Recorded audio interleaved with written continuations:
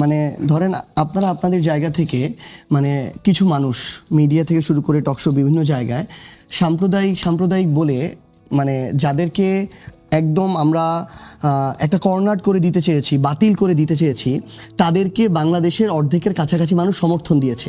আর যাদেরকে অসাম্প্রদায়িক বলে বলে আমরা মানে অনেক সুন্দর পলিসিগত জায়গায় যেই ধরনের বামপন্থার মানুষগুলোকে দেখেছি, কথা শুনেছি, শুনতেও ভালো লাগে, তারা 182টা আসনের মধ্যে 180টাতে জামানত হারিয়েছে। বাস্তবতা হচ্ছে আমরা এই জায়গায় এই টকশো টেবিল থেকে শুরু করে এই আবদ্ধ এই শহুরে সমাজে ইট পাথরের যে জায়গা, এই জায়গায় যেভাবে বাংলাদেশটা দেখি, বাংলাদেশটা ওই জায়গায় নাই।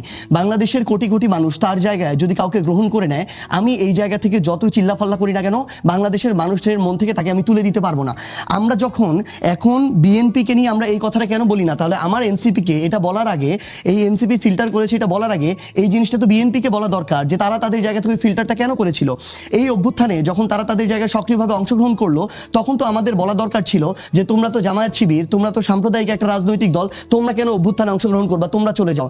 যখন বিগত 16 বছর ধরে তাদেরকে গুম খুন বিচার বহির্ভূত হত্যাকাণ্ড সবকিছু করা হলো, তখন আমরা আমাদের জায়গা থেকে এইটুকু তো বলতে পারতাম যে জামাত শিবির নামে যে একটা হত্যাযজ্ঞ করে গড়ে তোলা হচ্ছে, এটা তো করা উচিত না, অন্তত তারা তো মানুষ, এটা তো বন্ধ করা দরকার। ওই সময় আমরা আমাদের মুখটা বন্ধ রেখে আমরা ওই সময় আওয়ামী লীগের বিরুদ্ধে এগুলো নিয়ে কথা বলতে পারি নাই। আওয়ামী লীগ তাদের জায়গায় এই অপকর্মগুলো যখন করা শুরু করলো, আমার সিভিল সোসাইটি, আমার এই টকশো সমাজ থেকে শুরু করে আমার প্রত্যেকটা জায়গায় এডুকেটেড যারা সোসাইটি ছিল, সবাই যখন ব্যর্থ হলো, এক একজন এক একভাবে তোষামোদি করা শুরু করলো, ঠিক তখন বাংলাদেশের সাধারণ মানুষ নামলো, রিক্সা চালক নামলো, গার্মেন্টস কর্মী নামলো, শিক্ষার্থীরা নামলো। এগুলো নেমে একসাথে মিলে যখন একটা স্বৈরাচারের পতন ঘটালো, ওই পতন ঘটানোর সময় যে শব্দগুলো দিয়ে স্লোগান দেওয়া হয়েছে, সেদিন যদি সেগুলো শব্দ সমস্যা না হয়, তাহলে আমরা মনে করি আজকে সেগুলো নিয়ে নতুন করে সমস্যা তৈরি করা, আরেকটা ইস্যু ক্রিয়েট করার চেষ্টা করা হচ্ছে। আমরা আমাদের জায়গা থেকে মনে করতেছি কেউ যদি ইনকিলাব জিন্দাবাদ কিংবা আজাদি বা ইনসাফকে নিয়ে সমস্যা মনে করে, আমরা তাদেরকে বলবো আপনারা আপনাদের জায়গা থেকে যে শব্দগুলোকে আরো উপযুক্ত মনে করেন মানুষের সামনে নিয়ে আসেন।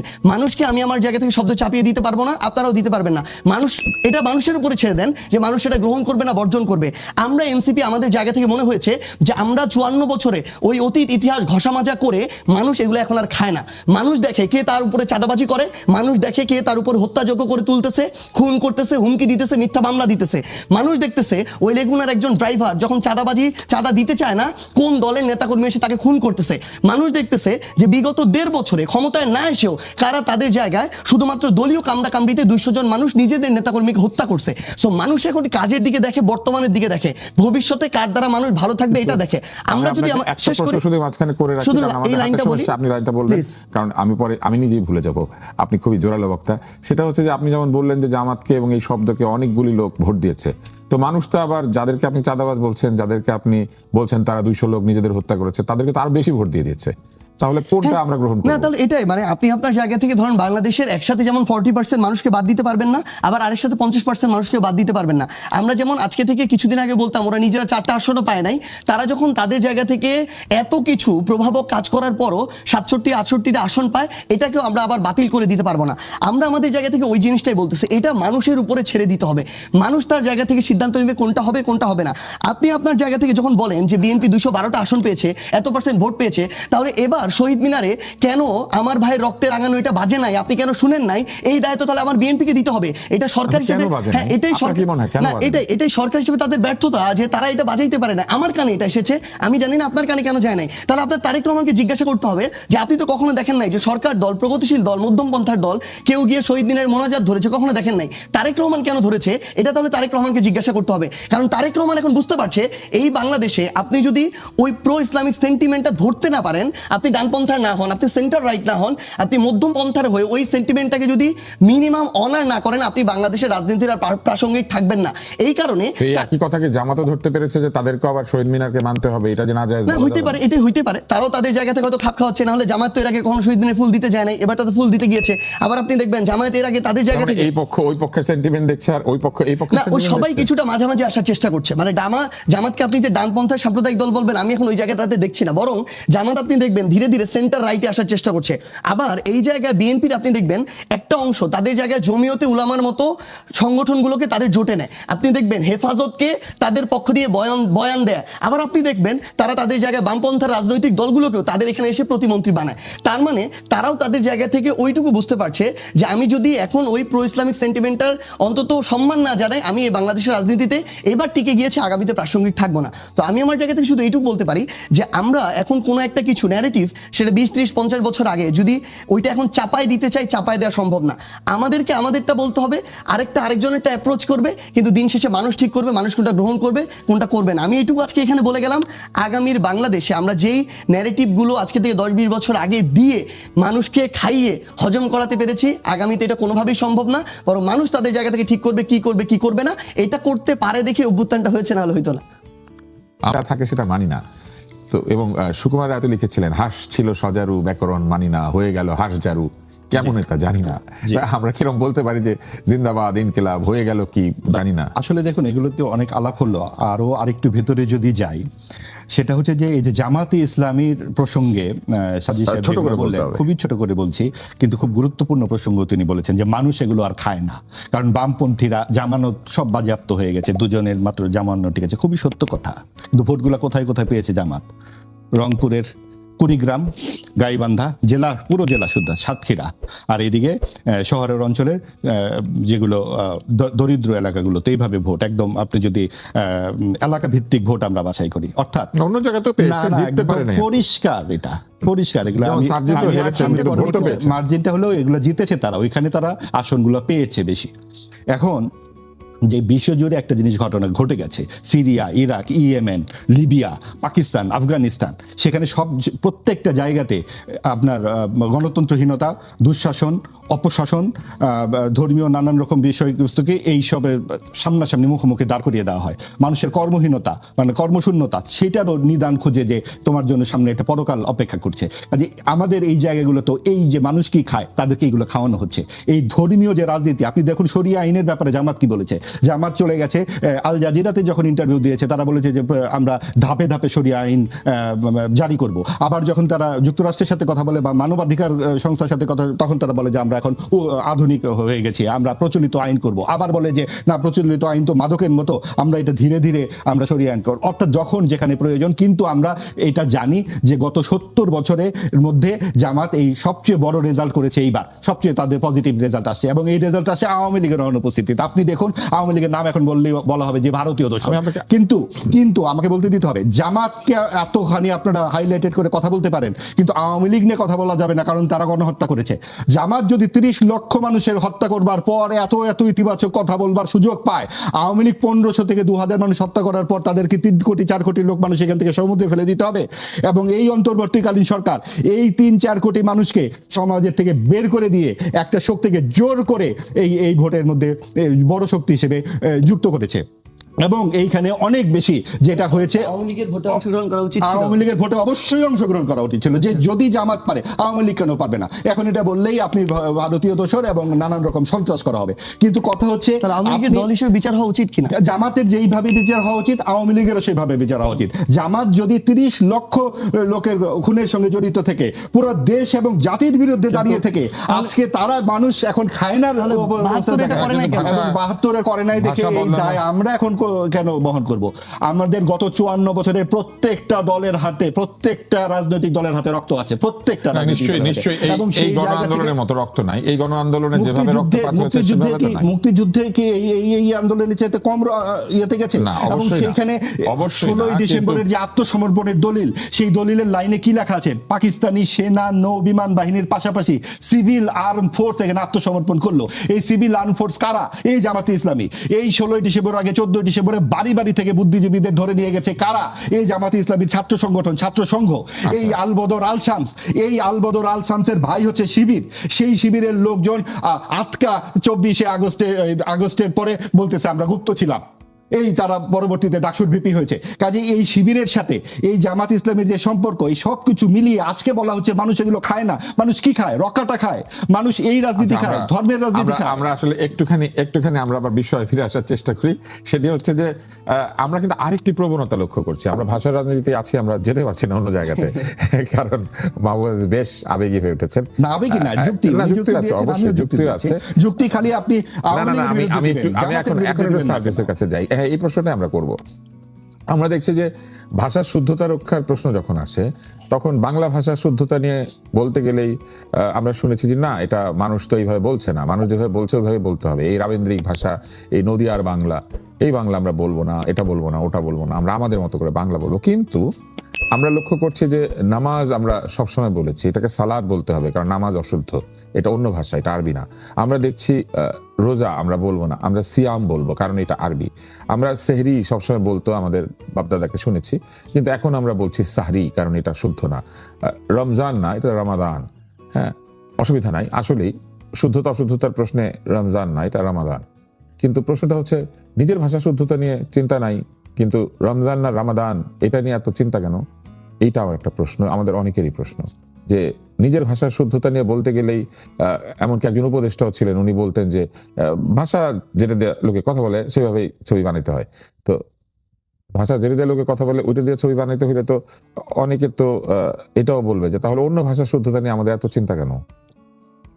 না ভাই, মানে আমি জানি না এটা নিয়ে কোথায় এত বেশি চিন্তা হয়েছে বা কথা হয়েছে। না, হয়তো এটা নিয়ে না, প্রচুর কিন্তু এটা কথা। আসলে আপনি কি, দেখবেন যে অধিকাংশ মানুষের কাছে এটা একদমই কনসার্ন না ভাই। এটা হয়তো আমাদের সোশ্যাল মিডিয়া, আমাদের টাইমলাইনে কিছু মানুষজন এটা নিয়ে কথাবার্তা বলে, কিন্তু আসলে কি আমরা আমাদের টাইমলাইনটাকে যেন পুরো বাংলাদেশ মনে না করি। যেমন খোদা হাফেজ বললে অনেকে রেগে এগুলো যায়। নিয়ে মানে এগুলো খুবই, এগুলা আমার সাধারণ মানুষের কাছে বা অধিকাংশ মানুষের কাছে ধরেন এগুলো কোনো ম্যাটারই করে না তাদের জায়গায় আবেগ অনুভূতি বহিঃপ্রকাশটা দেখেন অঞ্চল ভেদে এই একই শব্দটা পরিবর্তন হয়ে যায় না।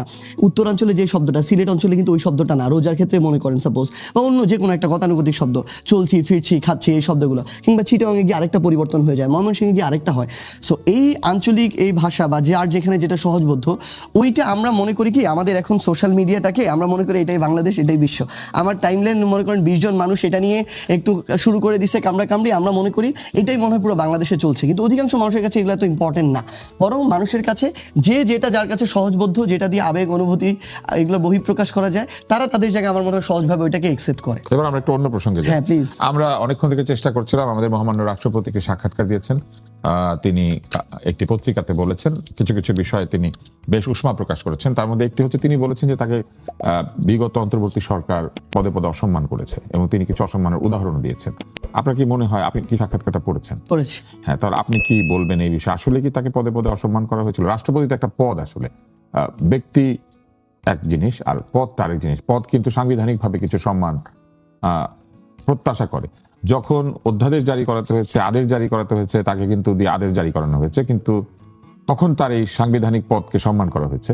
কিন্তু যখন তাকে অসম্মান করা হয়েছে, তখন সেই সাংবিধানিক পদটাকে সেইভাবে সম্মান করা হয় না। আপনি কি বলতে পারেন যে এই অভিযোগটা কি আসলেই সত্য? বা এটা সত্য তো অবশ্যই উনি বলেছেন, কিন্তু এটা কি আপনারা কিভাবে দেখেছেন দলীয়ভাবে? না, এই পুরো সাক্ষাৎকারটা পড়ে আসলে আমার কাছে অন্য একটা জিনিস বেশি গুরুত্বপূর্ণ মনে হয়েছে। এটা খুবই একটা মাইনর জিনিস যেটা নিয়ে কথা হচ্ছে, কিন্তু আরেকটা গুরুত্বপূর্ণ জিনিস যেটা, যে এই জুলাই অভ্যুত্থানের পরে আমাদের জায়গা থেকে যখন মনে হয়েছিল যে আমরা যদি বাংলাদেশের যে কাঠামোগত সংস্কার পরিবর্তন এই জায়গাগুলো নিয়ে কাজ করতে চাই সবার আগে, তাহলে এই বাংলাদেশের এই রাষ্ট্রীয় গুরুত্বপূর্ণ সাংবিধানিক পদটাতে যে মানুষটা বসে আছে সেও তো শেখ হাসিনার রেখে যাওয়া আরেকটা অংশ। এই অংশটাকে রেখে আমরা আমাদের এই সংস্কারের এই যে পথ, এই যে পরিবর্তনের পথ, এই পথে আমাদের যে চলাটা, এই চলাটা খুব কঠিন হয়ে যাবে। আমরা আমাদের জায়গা থেকে কয়েকবার এটার প্রচেষ্টাও নিয়েছিলাম যে এই পদের যে মানুষটা আছে সেই মানুষটাকে আমাদের এখান থেকে অবশ্যই সরাতে হবে, এবং এটার আমাদের এই সংস্কারটা প্রয়োজন। এই কাঠামোটাকে ঠিক করে আমাদের বাংলাদেশটা সামনের দিকে এগিয়ে নেওয়ার জন্য যে স্টেপটা নেওয়া দরকার সেটা নেওয়া প্রয়োজন। সেই জায়গায় বিরাজমান যে রাজনৈতিক দলগুলো ছিল যারা অভ্যুত্থানে অংশগ্রহণ করেছিল সামনের সারিতে থেকে, তাদেরকে নিয়ে বসে আপনি ওই সময় চিন্তা করলে মনে করতে পারবেন যে আমরা আমাদের জায়গা থেকে, কিংবা প্রত্যেকটি রাজনৈতিক দল, একটা রাজনৈতিক দল আরেকটা রাজনৈতিক দলের সাথে এই বিষয়ে আলাপ আলোচনা হচ্ছিল যে কিভাবে আমরা এই অপসারণটা করতে পারি। কিন্তু আমরা তখন আমাদের জায়গা থেকে দেখেছি যে বিএনপি তাদের জায়গা থেকে প্রত্যক্ষভাবে না বললেও পরোক্ষভাবে তারা চুপচাপ থাকতো। এই বিষয়ে তারা কোনো স্টেপ নিত না। স্টেপ নিতে গেলে পিছন থেকে বিভিন্ন জায়গায় ফোন দিয়ে তারা পিছু টান তৈরি করতো। সেই জায়গায় আমাদের চুপ্পু সাহেব এবার এসে স্পষ্ট করলেন তার জায়গা থেকে যে বিএনপি আসলে তাকে ওই জায়গায় টিকিয়ে রাখার জন্য সবচেয়ে শতভাগ তাদের জায়গা থেকে নিষ্ঠার কিন্তু পরিচয় তারা দিয়েছে। তো এই কথাটাই বলেছে যে সাংবিধানিক ধারাবাহিকতা এবং সাংবিধানিক পদের যে ধারাবাহিকতা, এটার জন্য তারা সমর্থন দিয়েছে। ব্যক্তি না, রাষ্ট্রপতিকে না, তাহলে ভাই, পদের তাহলে- রাষ্ট্রপতি। তাহলে অভ্যুত্থান কোন সাংবিধানিক ধারাবাহিকতা? এই অন্তর্বর্তীকালীন সরকার কোন সাংবিধানিক ধারাবাহিকতা? এই 26-এর নির্বাচন কোন সাংবিধানিক জুলাই ধারাবাহিকতা? সনদ, না, তারেক রহমান, জুলাই আদেশ সব তো রাষ্ট্রপতির বরাদ দিয়ে না, ঘোষণা এটা না, করা আমার হয়েছে। তাহলে প্রশ্ন ওইটাই, তাহলে তারেক রহমান তার জায়গা থেকে এই যে প্রধানমন্ত্রী হলো, এটা কোন সাংবিধানিক ধারাবাহিকতায় হলো? নির্বাচন তো 29 হওয়ার কথা ছিল।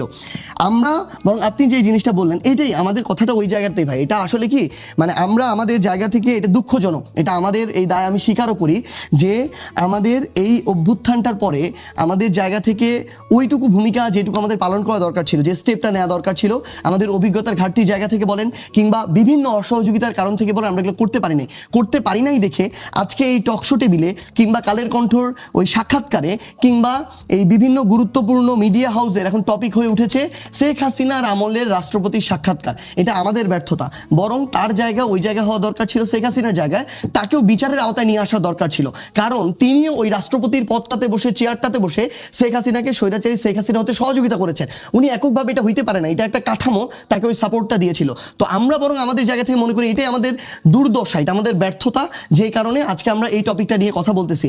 উনার এখানে সম্মানের প্রশ্ন কিভাবে আসে এই জায়গায়, বরং এটা তো এই প্রশ্ন আসা দরকার ছিল যে উনি এখনো কিভাবে এই পদটাতে থেকে এইভাবে আওয়ামী লীগের একজন এত গুরুত্বপূর্ণ পদে থাকার পরও উনি এখনো এইভাবে আছে। উনাকে তো বিচারের আওতায় নিয়ে আসা দরকার ছিল।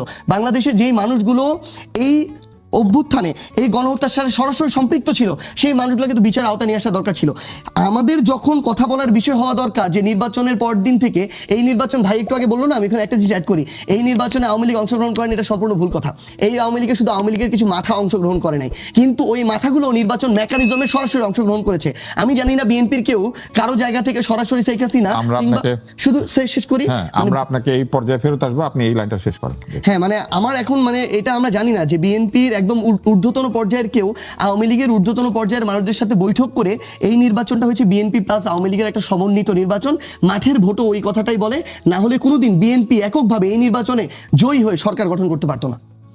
আচ্ছা, এটা একটি বেশ গুরুত্বপূর্ণ কথা যে আওয়ামী লীগ থাকার কারণেই নাকি বিএনপি জিতেছে। আমরা জানি না এই কথা ঠিক কিনা, যারা দেখছেন তারা নিজেদের দিয়ে বিচার করতে পারেন যে এই কথাটা ঠিক অথবা ভুল। আমরা বিতর্কের ব্যাপারটি আপনি ভুলে যান নাই। অনেকে আপনার বিরুদ্ধে অভিযোগ করে যে একসময় তো আপনি ছাত্রলীগের সাথেও যুক্ত ছিলেন, তো তাহলে আপনিও একজন এনেবলার, এরকম কিন্তু বলে। আপনি নিশ্চয়ই দেখেছেন ফেসবুকে এসব সমালোচনা হয়। হ্যাঁ, মাঝে মাঝে আমরাও এটা নিয়ে প্রশ্ন করেছি বিভিন্ন শোতে। আপনি এটা নিয়ে পরে বলবেন, আগে আপনি যে আলোচনায় ছিলেন সেটা বলেন যে এই আমাদের প্রেসিডেন্ট কিন্তু বলেছেন যে তিনি কথা বলতে পারেন নাই, তার ছবি নামিয়ে ফেলা হচ্ছে, তাকে জানানো হয় নাই। সবচেয়ে গুরুতর অভিযোগ করেছেন যে প্রধান উপদেষ্টা বিদেশ যেতেন, চুক্তি স্বাক্ষর করতেন, নানান আলোচনা করতেন, নিয়ম অনুযায়ী প্রধান উপদেষ্টার একটা ফর্মাল ইনফরমেশন দেওয়ার কথা, তাকে অবহিত করার কথা রাষ্ট্রপতিকে, কিন্তু তিনি কখনোই সেটা করেন নাই। আপনারা কি এই যে এক ধরনের ব্যত্যয় হচ্ছে রুলস অফ প্রসিডিউরে, এইটাকে নিয়ে আপনারা কখনো ভাবেন নাই? আপনারা তো ওই সময় অত্যন্ত প্রভাবশালী ছিলেন, হয়তো এখনো আছেন প্রভাবশালী, যদিও আমার মনে হয় যে এত আসন নিয়ে বিএনপি গিয়েছে, প্রভাব হয়তো আপনাদের একটু কম হবে সরকারের উপরে। আপনি নিজেও একটা জায়গায় বলেছেন যে আগে স্বাধীনতার সাথে বহু জায়গাতে যেতে পেরেছেন, কথা বলতে পেরেছেন, আবার এটাও বলেছেন যে এত স্বাধীনতা দেওয়া ঠিক হয় নাই। হ্যাঁ, আমি হচ্ছে যেটা দিয়ে শেষ করেছিলাম ওইখান দিয়ে শুরু করি আর কি। মাঠের যেটা অবস্থা, বিএনপির এই যে নেতৃত্ব, হেভিওয়েট যারা আমরা যাদেরকে বলি, বড় বড় নেতৃত্ব যাকে পুরো দেশ চিনে, এই আমাদের বিএনপি নেতৃত্ব পর্যায়ে যারা আছেন তারা মাঠে গিয়েছেন নির্বাচনের 1-2 মাস আগে, অর্থাৎ তারা মাঠে গিয়েছে নভেম্বর ডিসেম্বরে। আর জামায়াত সহ এনসিপি সহ অন্যান্য রাজনৈতিক দল তারা কিন্তু মাঠে গেছে বেশ আগে, কারণ আমাদের সংগঠন করতে হবে, তারা তাদের জায়গা থেকে নতুন করে রাজনীতি করার সুযোগ পেয়েছে। এই কারণে বিএনপি এবার মাঠে গিয়ে যখন দেখলো নির্বাচনের 2-3 মাস আগে যে তাদের মাঠের যে অবস্থা, রুট লেভেলের সাথে তাদের কানেকশন নাই, বিগত 1-1.5 বছরে অন্যান্য রাজনৈতিক দলগুলো সাধারণ মানুষের কাছে এর চেয়েও বেশি পৌঁছে গিয়েছে, তাদের মধ্যে একটা কমিটমেন্ট হয়েছে, বোঝাপড়া হয়েছে, ভাবের আদান প্রদান হয়েছে, সো ওই ভোটটা তারা আর পাবে না। তখন বিএনপির নেতৃস্থানীয় জায়গা থেকে তারা যেটা করেছে, আওয়ামী লীগের টপ লিডারদের সাথে কথা বলেছে, যারা বাংলাদেশে আত্মগোপনে আছে কিংবা দেশের বাইরে আত্মগোপনে আছে। আমি আমার আসনের উদাহরণ দিই। আমার আসনে আওয়ামী লীগের যিনি এমপি ছিলেন, ওই এমপির সাথে বিএনপির পদপ্রার্থী তাদের একটা সিট মানে বসা হয়েছে। ওই বসা থেকে আলোচনা থেকে তারা প্রত্যেকটা ইউনিয়ন, উপজেলা, জেলার আওয়ামী লীগের সভাপতি, সেক্রেটারির সাথে অনলাইনে বা অফলাইনে যে কোনোভাবে যারা আছে, যাদের সাথে যোগাযোগ করা সম্ভব হয়েছে, বসেছে। বসার পরে ওই ভোটটা নিয়ে তারা তাদের জায়গা থেকে ইলেকশনে ফাইট করেছে। এই জন্য এবার ইলেকশন করেছে এখানে BNP plus Awami League plus তাদেরকে যারা ক্ষমতায় দেখতে চায়, এই অংশটা একসাথে মিলে নির্বাচন করেছে। এটা যদি না করতো, শুধু এককভাবে যদি বিএনপি নির্বাচন করতো, বিএনপি কখনোই এবার সরকার গঠন করতে পারতো না। আপনি দেখবেন ভাই যেটা বললো, ভাইয়ের কথা ধরে বলি যে এটা ট্রু, আমাদের এই জোট বিভিন্ন কিছু রিজিয়ন ভিত্তিক তাদের আমরা আসনগুলো দেখতে পাচ্ছি, কিন্তু বাকি আসনগুলোতে এমন কোথাও হয়েছে বাংলাদেশের যেখানে যে 11 দলীয় জোট ভোট পেয়েছে 1 ভাগ আর বিএনপি পেয়েছে 3 ভাগ? কোথাও হয় নাই। আপনি দেখেন তারেক রহমানের আসনে বিএনপির সাথে 11 দলীয় জোটের প্রার্থীর ভোটের পার্থক্য মাত্র 3-4 হাজার। এরকম প্রত্যেকটা জায়গায় আপনি দেখবেন ভোটের পার্থক্য এই 2000, 3000, 5000, 10,000। এই পার্থক্যের কারণে টোটাল ভোটে যখন আপনি দেখবেন ওই বিএনপির ভোট এবং আওয়ামী লীগের ভোট এবং এইদিকে যদি 11 দলের জোটের ভোট দেখেন, ভোটের পার্থক্য সর্বোচ্চ 5 থেকে 10%। অর্থাৎ এই যে পার্থক্যটা যেটা আছে, যেটা আওয়ামী লীগ সহ করেছে, ভাই যেটা বললো যে আওয়ামী লীগের অংশগ্রহণ করার কথা ছিল, আমরা তো আমাদের জায়গা থেকে এটা হতে দিতাম না। যদি করতো, এই জায়গায় আপনি একদম নির্দ্বিধায় এটা থাকতে পারতেন যে আওয়ামী লীগ বলেন কিংবা বিএনপি বলেন, সেটাকে ওভারটেক করে ভোট যদি 2 ভাগ হয়ে যেত, 11 দলীয় জোট এবার সরকার গঠন করতো। তো এটা তাদের জন্য একদিক থেকে মন্দের ভালো হয়েছে। এটা যে করেছে, আমার এটা যে কথার কথা না, আমি প্রমাণটা দিই। 12 তারিখে নির্বাচন হয়েছে, 13 তারিখে প্রথম পঞ্চগড় জেলায়, আমার জেলায় উপজেলা বিএনপি সভাপতি দাঁড়িয়ে থেকে আওয়ামী লীগের অফিস খুলে দিয়েছে। এরপর আপনি দেখেছেন ঠাকুরগাঁ, দিনাজপুর থেকে শুরু করে বাংলাদেশের অন্তত 50টা জায়গায় আওয়ামী লীগের এই অফিসগুলো খোলা আওয়ামী হয়েছে। লীগের অফিসগুলো কি তাদের নিজস্ব? তাদের জমি মালিক তারা? বা এটা হতে মানে এটা বড় ইস্যু না। বড় ইস্যুটা হচ্ছে এই অফিসগুলো খোলা হয়েছে বিএনপি নেতাকর্মীরা উপস্থিত থেকে। এবং আরেকটা মজার ঘটনা ঘটেছে, বিএনপির একটা অংশ এটা খুলতে সহযোগিতা করেছে। মাঠ পর্যায়ে যারা নেতাকর্মী ছিল, ছাত্রদল, যুবদল, বিএনপির, তারা আবার রাতে এসে ওই তালা ভেঙে দিয়েছে কিংবা নতুন তালা লাগিয়ে দিয়েছে কিংবা ওইখানে আবার ভাঙচুর করেছে। কারণটা কি? কারণ হচ্ছে এই উপরের লেভেলের বিএনপির যে নেতারা ছিল, তারা আওয়ামী লীগের সাথে নেগোসিয়েশন করে বিগত 16 বছরেও ভালো থেকেছে, তারা ব্যবসা করেছে, তারাও তাদের জায়গা থেকে সুবিধা ভোগ করেছে। তাদের গাড়িতে শুধু পতাকাটা ছিল না, কিন্তু মাঠ পর্যায়ের বিএনপির যে নেতাকর্মীরা, তারা ওই জুলুমের শিকার হয়েছে, তারা হয়রানির শিকার হয়েছে, তারা নিপীড়িত হয়েছে, হামলার শিকার হয়েছে, তারা জেল খেটেছে। ভোট না দিয়ে নিজের দল বিএনপিকে ভোট দিল। এটাই মানে সত্যি কথা বলতে মাঠ পর্যায়ে এরকম অসংখ্য মানুষ আছে যারা শুধুমাত্র এখনো যখন ভোটটা দিতে যায়, যারা ওই বেগম জিয়াকে দেখে, তারা জিয়াউর রহমানকে দেখে, তারা ধানের শীষকে দেখে, তারা বর্তমান দলের কি অবস্থা বিএনপি তো জেনজিরা আছে না? না, ওইটাই বলো। তো তারা তাহলে এরকম তাহলে যদি নেতাদেরকে ভোট তাহলে দিল? যদি এটাই থাকতো, মানে আমি ওইটাই বলতেছি, যদি এটাই থাকতো, আমি তো আপনাকে নির্দ্বিধায় বলতে পারি, যদি এরকমই হইতো তাহলে বিএনপির ভোট যত % ছিল, এইদিকে 11 দলীয় জোটের ভোট যত % ছিল, 11 দলীয় ভোটের সমান ভোট হইতো গণভোটের হ্যাঁ ভোটের পরিমাণ। কিন্তু আপনি দেখবেন 11 দলীয় জোটের ভোটের ডাবল হচ্ছে গণভোটের পরিমাণ। গণভোট যদি এখানে প্রায় 70% হয়, বিএনপি এবার 70% ভোট পেয়েছে, পায় নাই। তার মানে এই বিএনপিতে অসংখ্য মানুষ আছে, অসংখ্য জেনজি আছে, যারা তাদের জায়গা থেকে হয়তো ধানের শীষ দেখে তারেক রহমানের উপরে নতুন একটা আশা নিয়ে এই ভোটটা ধানের শীষে দিয়েছে। কিন্তু তারাও সংস্কার চায়, তারাও পরিবর্তন চায়, তারাও এই বাংলাদেশের এই সাংবিধানিক যে মানে কালচার, পুরনো যে ধারাগুলো, যেগুলো উপড়ে ফেলে তারা নতুন করে বাংলাদেশটাকে চলতে দেখতে চায়। এই জন্য তারা দুই জায়গায় হ্যাঁ দিল, তারেক রহমানকেও হ্যাঁ দিল, গণভোটেও হ্যাঁ দিল, না দিল কারা? কিন্তু আপনি তাহলে এইখানে পার্সেন্টেজটা দেখেন, গণভোটে যে হ্যাঁ দিয়েছে, এই গণভোটে হ্যাঁ তারেক রহমানের হায়ের প্রায় ডাবল, 1.5 গুণেরও বেশি। তার মানে তারা তারেক রহমানকে হ্যাঁ দিয়েছে ক্ষমতার জায়গায়, তারাও তারেক রহমানকে দেখতে চায়, সেই মানুষ এতদিন পরে এসেছে। কিন্তু তারা তাদের জায়গা থেকে আবার তারেক রহমানকে এটাও বলছে যে আপনাকে আমি যত % দেখতে চাই, তার চেয়ে বেশি % আমরা এই রায় দিচ্ছি, আমরা আমাদের জায়গা থেকে এই পরিবর্তনটা চাই, এই সংস্কারটাতে। অবশ্যই এখানে আওয়ামী লীগের অনেকে না দিয়েছে। আমি আমার জায়গা থেকে এটুকু বলতে পারি যে ধর্মভিত্তিক ভাবে এখানে না। তো আজকে এই পর্যন্তই, কিন্তু প্রশ্নগুলো এখানেই শেষ নয়। এই দেশ, এই রাজনীতি, এটা আমাদের সবার। আপনি, আমি, আমরা সবাই মিলে গড়ে তুলব সচেতনতার একটা মঞ্চ। আপনার ভাবনা, আপনার চিন্তা এবং আপনার মতামত আমাদের দরকার। তাই কমেন্টে লিখে জানান এই মুহূর্তে আপনি কি ভাবছেন এবং আপনি কোন দিকে তাকাচ্ছেন। রিপাবলিক অ্যান্ড পলিটিক্স কেবল খবর বা বক্তব্যের জায়গা নয়, এটা একটা ভিন্ন মতের প্ল্যাটফর্ম। এখানে প্রশ্ন করার সাহস আছে, সত্যের পেছনে ছুটে চলার স্পর্ধা আছে। চ্যানেলটি ভালো লাগলে অবশ্যই সাবস্ক্রাইব করে পাশে থাকুন, কারণ একটা ক্লিকেই হতে পারে হাজারো অন্ধকার ভেদ করে আলো খোঁজা শুরু। ফিরছি পরের পর্বে আরও খোলামেলা বিশ্লেষণ নিয়ে। সে পর্যন্ত সবাই ভালো থাকুন, সুস্থ থাকুন। আল্লাহ হাফেজ।